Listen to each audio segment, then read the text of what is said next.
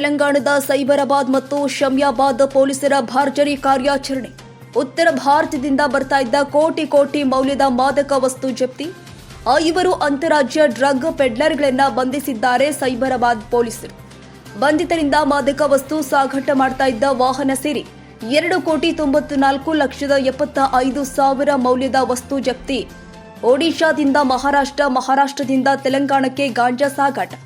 ಒಡಿಶಾ ಮತ್ತು ಕರ್ನಾಟಕ ಮೂಲದ drug ಪೆಡ್ಲರ್ಗಳು Ramu ಸೋಮನಾಥಕರ, Suresh Maruti Patil, ಹರಡೆ Sanjeev, Vithal Reddy, Sanjeev Kumar ಹೊಲ್ಲಪ್ಪ, Sunil ಕೊಲಸ, ಜಗಸುನ gang ಬಂಧನ.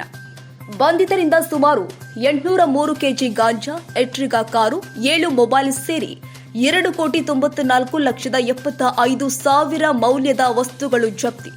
ಹಲವು ವರ್ಷಗಳಿಂದ ಗಾಂಜಾ ಮಾರಾಟ ದಂಧೆಯಲ್ಲಿ ಭಾಗಿಯಾಗಿರೋ ಗ್ಯಾಂಗ್ ಸದ್ಯ ಗ್ಯಾಂಗ್ ಬಂಧಿಸಿ ಹೆಚ್ಚಿನ ತನಿಖೆ ನಡೆಸುತ್ತಿದ್ದಾರೆ ಸೈಬರಾಬಾದ್ ಪೊಲೀಸರು.